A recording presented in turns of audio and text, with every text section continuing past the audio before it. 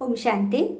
आज प्यारे मीठे भगवान की मीठी मुरली मंथन की डेट है 3 मई 2021। तो चलिए, आज परमात्मा ने हम बच्चों को क्या सिखाया। बाबा ने कहा, मीठे बच्चे आत्म अभिमानी भव, चलते फिरते उठते बैठते यही अभ्यास करते रहो तो तुम्हारी बहुत उन्नति होती रहेगी। भगवान कह रहे हैं कि बच्चे आत्म अभिमानी बनो, आत्मा में टिको, चलते फिरते यह याद रखो कि तुम शरीर नहीं, तुम एक आत्मा हो। यहाँ तुम्हारी आत्मा इस शरीर द्वारा कर्म करा रही है, इससे तुम्हारी बहुत उन्नति होगी, तुम सही रास्ते पर चलोगे। प्रश्न है, पिता की एक्यूरेट याद किन बच्चों की बुद्धि में रहेगी? उत्तर, जिन बच्चों ने बाबा को एक्यूरेट जाना है। कई बच्चे कहते हैं कि बिंदु को भला कैसे याद करें, भक्ति में तो अखंड ज्योति समझ याद करते हैं, अभी बिंदी समझकर भूल जाते हैं। इसीलिए पहले पहले यह निश्चय हो कि पिता अखंड ज्योति नहीं, वह तो अति सूक्ष्म बिंदु है, तब याद एक्यूरेट रह सकती है। भगवान कह रहे हैं कि बच्चों की एक्यूरेट याद कैसे रहेगी? बिंदु को कैसे याद करें, क्योंकि भगवान तो बिंदु है ना, परमात्मा तो ज्योति बिंदु है, तभी तो ज्योतिर्लिंगम स्थापन करते आए ना। ज्योतिर्लिंग अर्थात ज्योति, परमात्मा ज्योति है। सभी धर्म के आत्मा ने भगवान को लाइट माना है। क्रिश्चियन धर्म में भी क्राइस्ट ने उंगली ऊपर करके क्या कहा? God is light and God is one. Guru Nanak ने भी कहा एक ओंकार सत्य नाम, तो एक आकार किसका है? मुस्लिम धर्म में भी खुदा नूर है, अल्लाह एक है। साईं बाबा ने भी कहा सबका मालिक एक, सबकी उंगली ऊपर। और सबने नूर माना, प्रकाश माना, लाइट माना। तो बोल रहे बाबा कि मैं लाइट हूँ, बिंदी हूँ, और तुमको भक्ति में पूजा करने की आदत है, चढ़ावा चढ़ाने की आदत है, तभी तुम मेरे शिवलिंग के रूप में मेरा यादगार बनाते हो। और ये बात सबको पता है कि और किसी देवी देवता की मूर्ति हो ना हो, मंदिर हो ना हो, गांव गांव में, छोटे छोटे कस्बे में भी, बस्ती में भी शिवलिंग की मंदिर जरूर होते हैं। छोटा सा भी बना दे, लेकिन शिवलिंग की पूजा जरूर होती है। कितनी बड़ी बात है ना। शिवलिंग अर्थात परमात्मा पिता का यादगार। तो जरूर पिता ने कुछ ऐसे कर्तव्य किए होंगे, अगर हमें इतना सुख दिया होगा, तभी तो उनका यादगार है। जो कि हर एक कण कण में है, हर एक जगह पर है, हर 1 किलोमीटर के अंदर शिवलिंग का मंदिर तो जरूर होता है ना। बड़ी बात। ओम शांति। बाबा कह रहे कि सभी बच्चे याद में बैठे हो। जो जिस धर्म का है उनकी अपनी भाषा है, मतलब बाबा कह रहे कि हर एक धर्म की आत्मा अपनी अपनी भाषा से मुझे ही याद कर रहे हैं।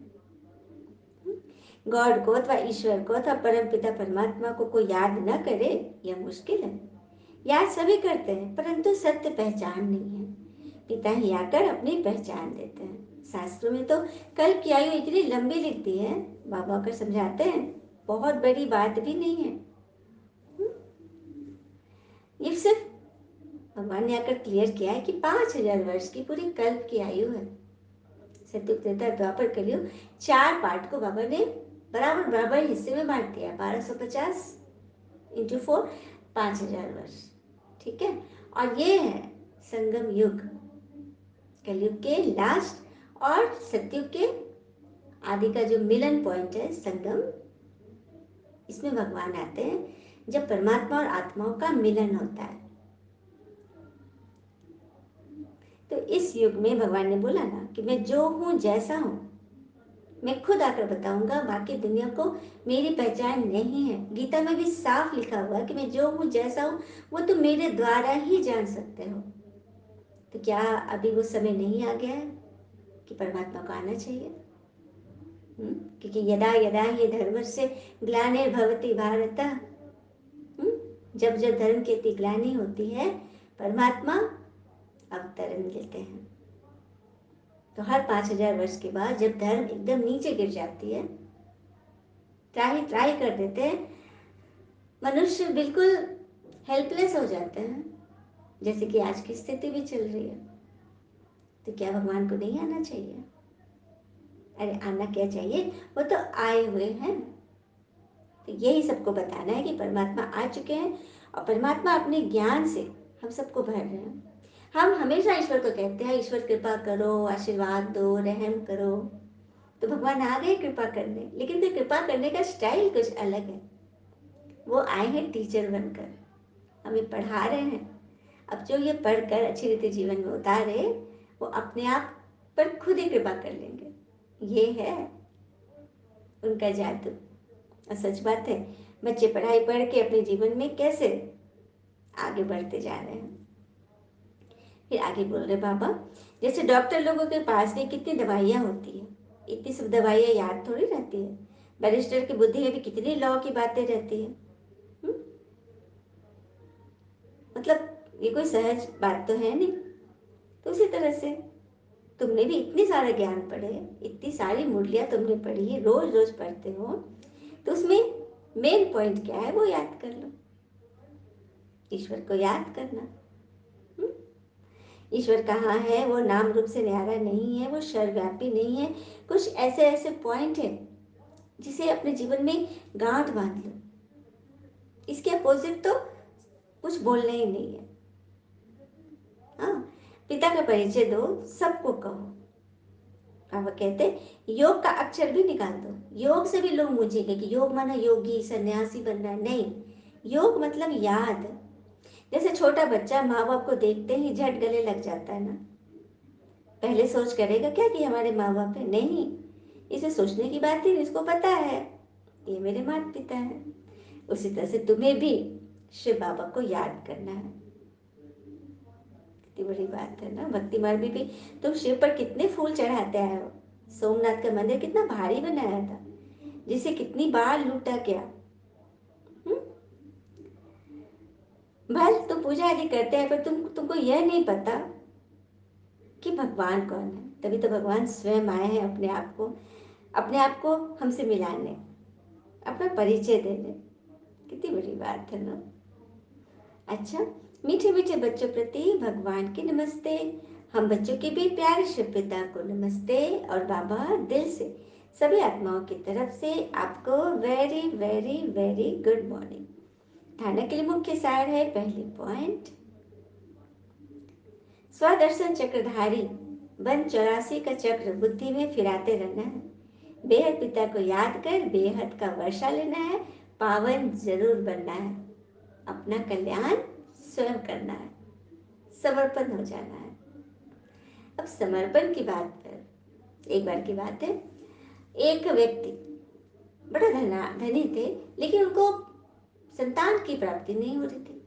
बड़ा दुखी रहते थे, बहुत मंदिर मस्जिद बहुत जगह का मन्नतें मांगी, कहीं भी उनकी वो मुराद पूरी नहीं हो रही थी। तो एक बार उनकी भेंट एक बहुत पहुंचे हुए महात्मा से हुई। तो उन्होंने अपनी बात महात्मा को बताई। तो महात्मा ने कहा कि सो किस लिए तुम संतान प्राप्ति चाहते हो? हम्म? तो बोले संतान से ही उद्धार होता है, सदगति होती है, कल्याण होता है। तो महात्मा ने बोला अच्छा, कल्याण होता है और मेरा पिंडदान वो करेगा। महात्मा जी ने बोला अच्छा, तो जिन सबके संतान होते हैं क्या सबका कल्याण हो गया? हुँ? और पिंडदान, पिंड मतलब क्या होता है? पिंड माना शरीर। तो शरीर दान करना है तो ईश्वर अर्थ कर दो, अपने को भगवान का बच्चा बना लो। और जब भाग्य में होगा तो अपने आप पुत्र की भी प्राप्ति होगी। महात्मा जी ने ऐसे बोला, तब इसकी आंखें खुल गई और वह एकदम समझ गया कि मेरे जीवन का मकसद क्या है। कहते भी है ना कि ज्यादा ख्वाहिशें नहीं, बस जिंदगी का अगला लम्हा पिछला से बेहतर हो, इतना ही काफी है। ये दूसरी पॉइंट है, किसी भी चीज की लालच नहीं करनी है, जो मिले उसमें खुश रहना है, रोटी टुक्कड़ खाना है, पिता की याद में रहना है। मतलब जास्ती लोभ लालच नहीं करनी है, जो चीज मिले उसमें संतुष्ट रहना है। पिता पिता की याद में रहना है और खुश रहना है। चलिए हम सभी बाबा से वरदान लेते हैं। बुद्धि रूपी पांव मर्यादा की लकीर के अंदर रखने वाले सर्व प्राप्ति संपन्न शक्तिशाली भव। बुद्धि रूपी पांव मर्यादा की लकीर के अंदर रखने वाले सर्व प्राप्ति संपन्न शक्तिशाली भव। जो बच्चे बुद्धि रूपी पांव जरा भी मर्यादा की लकीर के बाहर नहीं निकालते वे लकी और लवली बन जाते हैं। बुद्धि रूपी पांव अर्थात मन बुद्धि कहीं बाहर भटके ना, मर्यादा की लकीर के अंदर रहे तो लकी और लवली बन जाएंगे। उन्हें कभी कोई भी विघ्न अथवा तूफान परेशानी उदासी आ नहीं सकती। यदि आती है तो समझना चाहिए कि जरूर बुद्धि रूपी पांव मर्यादा की लकीर के बाहर निकाला है। बाबा हमारी चेकिंग कर रहे हैं, कहीं कोई प्रॉब्लम दिखाई दे रहा है, इसका अर्थ है कि बुद्धि रूपी पांव कहीं बाहर निकला हुआ है, उसे झट से अंदर कर ले। और कहते भी है ना, दूसरों के लिए दीपक लेकर चलेंगे तो रोशनी आप पर भी पड़ेगी और चेहरा आपका ही दमकेगा। पहले किसको मिलेगी लाइट? उनको जो दूसरों के लिए लेकर चल रहे हैं। तो मर्यादा के अंदर रहने का अर्थ है सेवा भाव। स्व की सेवा करो, पहले अपने आप को इन विकारों से बचाओ, कभी कमजोरियों से बचा के रखो, घबराहट से डर से बचा के रखो। लकीर से बाहर निकलना अर्थात फकीर बनना, इसलिए कभी फकीर अर्थात मांगने वाले नहीं, सर्व प्राप्ति संपन्न शक्तिशाली बनो। आप भगवान के बच्चे हो, राजा के बच्चे हो। अच्छा, राजा का कोई बच्चा हो और वो जाकर भिखारी के कटोरे में से कुछ निकाल ले तो लोग क्या कहेंगे? खिल्ली उड़ेगी ना, उसको राजा की बदनामी होगा कि कैसा पिता है, बच्चे को लगता कोई देता होता नहीं है क्या। इसलिए यदि हम दाता के बच्चे होकर आत्माओं से मान शान सूक्ष्म इच्छाएं रख लेंगे और उसमें फंसते रहेंगे तो भगवान क्या समझेंगे? भगवान को कितना तरस पड़ेगा ना कि मैं बच्चों को इतना देता हूँ, इतना भरपूर करता हूँ, इतनी विधि बताता हूँ, पढ़ा पढ़ा के एकदम पढ़ाकू बना रहा हूँ, और बच्चे बस सुना अनसुना कर देते हैं, धारण ही नहीं कर रहे हैं। तो हमें भगवान को धारण करके दिखाना, उनका अच्छा राजा बच्चा बनकर दिखाना है, तभी तो हम सर्व प्राप्ति संपन्न शक्तिशाली बन जाएंगे। स्लोगन, जो सदा न्यारे और पिता के प्यारे हैं वह सेफ रहते हैं। यहाँ पे बहुत बड़ी बात है, आज के ज़माने में इस तरह से जो महामारी चली हुई है, विकट परिस्थिति में हम सभी फंसे हुए हैं, इसमें सेफ कौन रहेंगे? जो भगवान के प्यारे और सदा न्यारे हैं। ईश्वर का प्यारा कौन बनेगा? एक तो हम सुनते आए कि मरने के बाद ये तो भगवान का प्यारा हो गया, लेकिन यहाँ जीते जी भगवान का प्यारा बनने की बात है।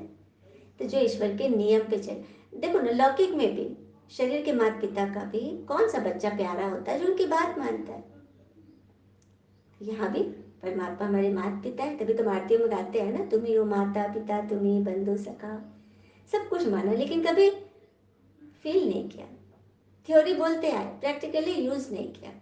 तो अब समय आ गया है क्योंकि भगवान आ चुके हैं, तो उनका प्यारा बनना है तो हर बातों से न्यारा बन जाओ। कोई कुछ भी बोले, कुछ भी बातें हो, हम उसके इफेक्ट में ना आए और अपने वाइब्रेशन को एकदम क्लीन एंड क्लियर रखें। अब जैसे कि मंदिर के वाइब्रेशन, मॉल के वाइब्रेशन और हॉस्पिटल के वाइब्रेशन कैसे होंगे? तीनों में बिल्कुल बहुत ज़्यादा फर्क होगा ना। मंदिर में ऐसे वाइब्रेशन होंगे जहाँ हर कोई, मतलब पाप आत्मा भी पहुँच रहे हैं तो इस भाव से पहुँच रहे हैं कि हमें देवी देवता की समझ कुछ बुरा नहीं सोच रहे हैं, मतलब शुद्ध भाव से जा रहे हैं। तो वहाँ का माहौल कैसा बनेगा? वाइब्रेशन प्योर रहेगा। इसलिए तो मंदिर में जाते तो शांति की अनुभूति होती है। उसी तो हॉस्पिटल में जाओ तो कैसे वाइब्रेशन टच होंगे? दर्द के, दुख के, चिंता के, तनाव के, क्योंकि वहाँ के लोगों के वाइब्रेशन ऐसे हैं, सब ऐसे ऐसे सोच रहे हैं। मार्केट में जाओ तो बस ये खरीदना वो खरीदना, बस पैसा पैसा, इतना खर्चा हो गया, ये हो गया वो गया, इस तरह के वाइब्रेशन, हलचल हलचल हलचल। तो ये वाइब्रेशन कोई एयर से नहीं आ रहा है, ये हम मनुष्यों की सोच से ही पूरा वायुमंडल तैयार होता है। तो जब हमारी सोच विपरीत हो गई, तभी तो स्वर्ग नरक बन गया। तो क्या सोच को फिर से सुधार लेंगे, संस्कार परिवर्तन करेंगे, तो क्या फिर से नरक स्वर्ग नहीं हो जाएगा? आज जिस स्थिति है उसमें हम अपने आप को एकदम ज्ञान योग से एकदम परफेक्ट बना के रखेंगे, योग सकाश द्वारा निरंतर आत्माओं की सेवा में लगे रहेंगे और वो सारे बचाव के उपाय करते रहेंगे जो इस बीमारी से हमें बचाएगी। मतलब हम यात्रा में हैं तो हम टिकट लेकर बैठे हैं, तो घबराएंगे कैसे, डरेंगे कैसे? तो बस हर बात से न्यारा बनो और सेफ रहो, प्रभु की औलाद प्रहलाद की तरह। अच्छा, ओम शांति। शुक्र है मीठे बाबा, वो बाबा के प्यारे प्यारे बच्चे। Thank you Baba. All is well always. ओम शांति।